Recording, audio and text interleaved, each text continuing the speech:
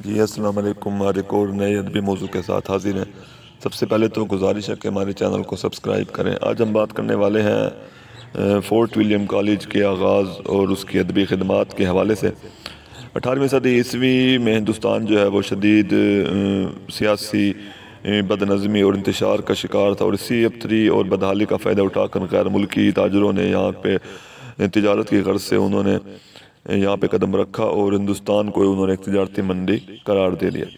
اور واقعات نے ایک ایسی کروٹ بدلی کہ حکومت جو ہے وہ اندرونی طور پہ اور بیرونی طور پہ جو سازشوں کا شکار ہو گئی اور اس قدر کمزور ہو گئی کہ انگریز جو ہیں وہ یہاں پہ حکمرانی کے خواب دیکھنے لگے، اور آخرکار انہوں نے اپنے خوابوں کی تکمیل کی اور یہاں کے حکمران بن بیٹھے۔ فورٹ ولیم کالج کا قیام جو ہے وہ اگرچہ خالص ادبی مقاصد کے لیے نہیں ہوا تھا، مگر حیرت انگیز طور پر فورٹ ولیم کالج نے اردو زبان اور اردو نثر پر اس قدر دور رس اثرات مرتب کیے جو کہ حیرت انگیز بات ہے۔ انگریز جب ہندوستان پہ قبضہ کر کے یہاں کے حکمران بنے تو انہیں انتظامی معاملات میں شدید قسم کی مشکل کا سامنا کرنا پڑا۔ وہ اگرچہ حکمران تھے مگر وہ یہاں کی زبان سے ناواقف تھے، اور اسی صورتحال کو محسوس کرتے ہوئے انگریز افسروں نے یہاں کی رسوم و رواج، یہاں کی زبان، مذہبی روایات اور ادب سے واقفیت کو ضروری قرار دے دیا۔ فورٹ ولیم کالج کا قیام اردو زبان اور ادب کی تاریخ میں نہایت اہم واقعہ تصور کیا جاتا ہے۔ 1798 میں جب لارڈ ولزلی ہندوستان کا گورنر جنرل بن کر یہاں پہ آیا تو اس نے محسوس کیا کہ یہاں کے جو ملازمین ہیں وہ کسی باقاعدہ تربیت اور باقاعدہ کسی منظم انداز کے بغیر یہاں پہ کام نہیں کر سکتے۔ چنانچہ انہیں حکم دیا گیا کہ وہ اپنی علمی قابلیت بڑھائیں اور مقامی زبانوں سے واقفیت حاصل کریں۔ چنانچہ ولزلی نے اپنی کمپنی یعنی ایسٹ انڈیا کمپنی کو حکم دیا کہ وہ کوئی ایسا کالج قائم کرے۔ چنانچہ لارڈ ولزلی نے 1800 عیسوی میں فورٹ ولیم کالج کے قیام کا اعلان کیا۔ فورٹ ولیم کالج میں عربی، سنسکرت، ہندوستانی، فارسی اور مراٹھی زبانوں کے جو ہیں شعبہ جات قائم کیے گئے۔ اس کالج کے تحت جو علمی اور ادبی تخلیقات ہوئی یعنی جو کتابیں لکھی گئیں، جہاں ان کی ایک طرف علمی اور ادبی حیثیت ہے تو وہاں ان کی اہمیت اس وجہ سے بھی ہے کہ ان کتابوں نے اردو زبان کے مستقبل کو روشن کر دیا اور اردو زبان پر ایک نہایت ہی اہم اور دور رس اثرات مرتب کیے اور اردو نثر کو ایک نئی روش پہ، نئے راستے پہ ڈال دیا۔ فورٹ ولیم کالج سے قبل جو اردو نثر کا ذخیرہ تھا وہ خاصا محدود تھا، اور جو کتابیں ہمیں دستیاب تھیں وہ خاصی مشکل زبان میں اور بوجھل اور ثقیل اسلوب کے حامل تھیں۔ فارسی اثرات کے زیر اثر ان کا جو اسلوب نگارش تھا وہ تکلف اور تصنع سے بھرپور تھا۔ فورٹ ولیم کالج کی سب سے بڑی ادبی خدمت یہی ہے کہ اس نے اردو نثر کو اس پرتکلف اور پرتصنع انداز سے تحریر نجات دلا کر انہوں نے اردو نثر کو عام بول چال، روانی، سادگی اور سلاست کی راہ پہ گامزن کر دیا۔ فورٹ ولیم کالج جو ہے وہ صرف تصنیف و تالیف کا ہی ادارہ نہ تھا، بلکہ یہاں پہ جو استاد پڑھاتے تھے وہ کتابیں بھی تحریر کیا کرتے تھے، اور ابتدائی 4 سالوں میں تقریباً 23 کتابیں تحریر کی گئیں۔ فورٹ ولیم کالج کی وجہ سے ہی تصنیف و تالیف کے ساتھ ساتھ ترجمے کی جو اہمیت تھی وہ بھی واضح ہوتی گئی، اور باقاعدہ طور پہ ترجمہ کرنے کی کوشش کی گئی اور اردو نثر میں یوں ترجموں کی روایت کا آغاز ہوا۔ فورٹ ولیم کالج کے جو مصنفین تھے ان کی کوششوں سے ہی اردو زبان کو اور ادب کو ایک بلند مقام حاصل ہوا، اور فورٹ ولیم کالج کے تحت تحریر کی گئی کتابوں نے ثابت کر دیا کہ اردو زبان میں اتنی صلاحیت اور وسعت موجود ہے کہ اس میں ہم جغرافیہ، سائنس، تاریخ، داستان، تذکرے، غرض یہ کہ ہر موضوع اور ہر مضمون کو بیان کر سکتے ہیں۔ اور اس کالج کی سب سے بڑی ادبی جو خدمت ہے وہ یہ ہے کہ اس نے اردو نثر کو جو ہے وہ سلیس، سلاست، روانی اور عام بول چال کی زبان سے روشناس کرایا۔ یہ کالج اردو نثر کی تاریخ میں ایک نہایت ہی اہم سنگ میل کی حیثیت رکھتا ہے۔ اس میں اردو سادہ سلیس نثر کی باقاعدہ ابتدا شعبہ اردو کے مؤلفین کے ہاتھوں ہوئی، اور ڈاکٹر سید انور سدید کے بقول فورٹ ولیم کالج کے مصنفوں نے سادگی اور سلاست کے ایسے نمونے پیش کیے جو اس سے پہلے موجود نہ تھے۔ سر سید نے اگرچہ جس اسلوب کی بنیاد رکھی تھی وہ بھی بہت اہم ہے، مگر یہ حقیقت ہے کہ سر سید کے سامنے جو ہے جو اسلوب کے جتنے بھی نمونے موجود تھے وہ سارے کے سارے فورٹ ولیم کالج کے ہی زیر اثر تحریر کیے گئے تھے۔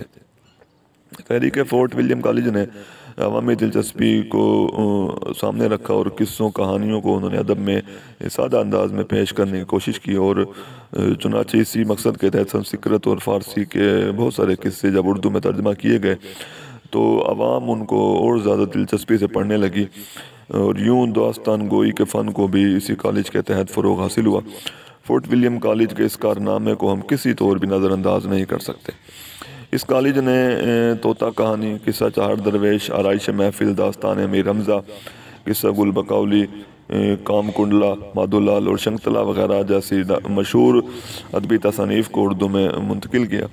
فورٹ ولیم کالج میں کتابوں کے لفظی ترجمے پر زور نہیں دیا جاتا تھا، بلکہ یہاں پہ مفہوم کو اردو کا جامع پہنانے کی کوشش کی گئی تھی، یعنی بامحاورہ ترجمہ کیا گیا تھا۔ چنانچہ مصنفین نے متبادل الفاظ کے انتخاب کرنے میں ان کو مکمل آزادی تھی، اور انہیں قصے کو ہندوستانی تہذیب کے لبادے میں پیش کرنے کے لیے ہندوستانی روزمرہ کے استعمال کی بھی اجازت تھی۔ چنانچہ میر امن کی باغ و بہار اور حیدر بخش حیدری کی طوطا کہانی کے تراجم کی زبان جو ہے وہ سادہ اور رواں دواں ہے، اور اسی کالج کے مصنفین نے اردو کو فارسی کے مشکل اور ثقیل اسلوب سے نجات دلائی، اور ایک عام فہم سادہ اسلوب نگارش کو انہوں نے فروغ دیا۔ فورٹ ولیم کالج کا جو اہم ترین کردار ہے وہ ہے ڈاکٹر گلکرسٹ۔ اسے ادب سے اگرچہ کوئی دلچسپی نہ تھی، کیونکہ وہ کمپنی میں اسسٹنٹ سرجن کے طور پہ ہندوستان آیا تھا، مگر اس نے اپنی ذاتی کوششوں سے اور محنت سے اردو زبان سیکھنا شروع کی، اور طالب علمی کے دوران ہی اس نے اردو زبان کی باقاعدہ لغت اور قواعد بھی ترتیب دیے۔ چنانچہ گلکرسٹ کی کتاب ہندوستانی زبان کے قواعد اور بعد میں ضمیمہ ہندوستانی لسانیات چھپی، یوں اس ہندوستانی زبان کے ماہر کی حیثیت اسے حاصل ہو گئی، اور ولزلی نے اس کی خدمات حاصل کی، اور وہ فورٹ ولیم کالج میں ہندوستانی زبان کے پروفیسر کے طور پہ کام کرنے لگے۔ گلکرسٹ ایک ذہین اور دور اندیش شخص تھے، چنانچہ انہوں نے اچھے لکھنے والوں کو ملک سے اکٹھا کیا اور ان سے کالج میں جو ہے وہ تصنیف و تالیف کا کام لینا شروع کیا، اور ان میں سے چند ایک مشہور لکھنے والے جو ہیں وہ درج ذیل ہیں۔ فورٹ ولیم کالج میں جو سب سے زیادہ شہرت جس شخص کو حاصل ہوئی وہ میر امن دہلوی ہیں۔ سر سید کے بقول جو مرتبہ میر تقی میر کو نظم میں حاصل ہے وہی میر امن کو نثر میں ہے۔ میر امن نے کالج میں ملازمت کے دوران 2 کتابیں لکھیں، باغ و بہار اور گنج خوبی۔ باغ و بہار کا ماخذ نو طرز مرصع ہے، اور گنج خوبی کاشفی کی اخلاق محسنی کا ترجمہ ہے۔ باغ و بہار کی غیر معمولی مقبولیت کی وجہ اس کا انداز بیان ہے جو سب سے دلکش اور دل نشین ہے۔ بقول ڈاکٹر سید عبداللہ، باغ و بہار زندہ اردو نثر کی پہلی کتاب ہے، اور باغ و بہار ہی فورٹ ولیم کالج کا نمائندہ اسلوب بھی ہم قرار دے سکتے ہیں، اور اسی باغ و بہار نے اردو نثر پر نہایت دور اثرات مرتب کیے، اور باغ و بہار کو اردو کی زندہ نثری داستان کہا جاتا ہے۔ حیدر بخش حیدری کالج کے مصنفین میں سب سے زیادہ کتابیں لکھنے والے مؤلف تھے، اور ان کی چند کتابیں قصہ مہر و ماہ، قصہ لیلا مجنوں، آرائش محفل، طوطا کہانی جو کہ چند کہانیوں کا مجموعہ ہے، یہ بہت زیادہ مقبول ہوئی ہیں اور کالج کے درسی نصاب میں بھی شامل تھیں، اور انگریزی ترجمہ بھی ہوا۔ ڈاکٹر عبادت بریلوی کے بقول ان کی کہانیوں میں مختصر افسانے کے بیشتر جو ہیں اوصاف وہ موجود ہیں، اور ان کی نثر میں ہمیں علمیت کی خصوصیات بھی نظر آتی ہیں۔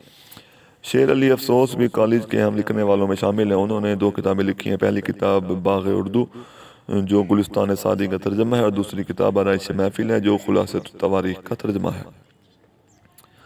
خلیل علی خان اشک جو ہیں وہ اردو کے واحد ادیب ہیں کہ ان کی کتاب جتنی بھی زیادہ مشہور ہوتی گئی وہ خود پردے میں چلے گئے اور فراموش ہوتے گئے، اور ان کے حالات زندگی پہ اکثر ہمیں تاریخی نظر آتی ہے۔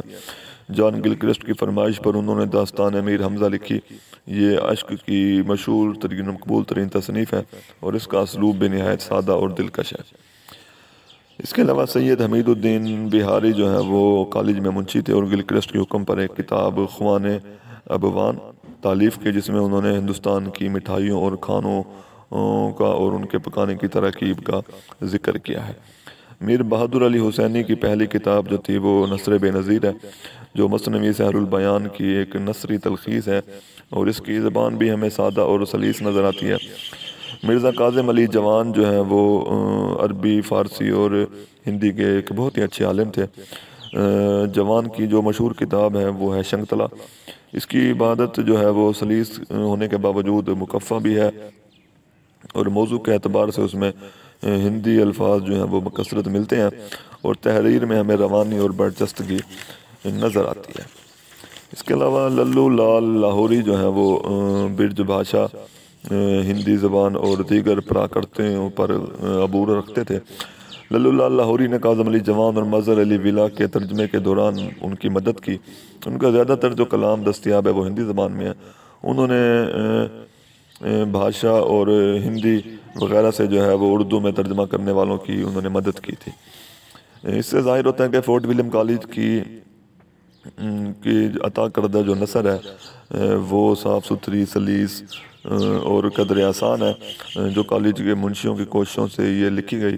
فورٹ ولیم کالج کی وجہ سے ہی اردو زبان کو باغ و بہار جیسی زندہ نثری داستان ملی، اور ایک زندہ اسلوب ملا، اور مشکل اور ثقیل الفاظ کی بجائے عام بول چال اور روزمرہ کے استعمال کا رواج پڑ گیا، اور اسی کالج کی کوششوں سے اردو نثر نے ترقی کا ایک اہم سنگ میل عبور کیا۔ فورٹ ولیم کالج نے اردو زبان کو جو بھی سرمایہ بخشا ہے وہ انتہائی ناقابل فراموش ہے، اور جن لوگوں نے مل کر اردو زبان کو مضبوط کیا ہے اور ترقی دی ہے وہ بھی لائق تحسین ہے۔ اس کالج نے اردو کو ایک قسم کی علمی اور ادبی زبان بنا دیا، اور اردو کا جو پہلا پریس تھا وہ بھی اسی کالج کی طرف سے قائم کیا گیا تھا، اور اردو کو بطور صحافتی زبان دنیا سے روشناس کرانے میں اس کالج کا بڑا اہم کردار ہے۔ اور گلکرسٹ نے اسی اردو کے نام سے ایک رسالہ بھی جاری کیا تھا، اور فورٹ ولیم کالج کے تحت ہی مشاعرے ہوئے، جس کی وجہ سے اردو شاعری کو خاصا فروغ حاصل ہوا۔ تو یہ تھا فورٹ ولیم کالج کے قیام اور اس کے ادبی خدمات کے حوالے سے ایک مفصل جائزہ۔ شکریہ۔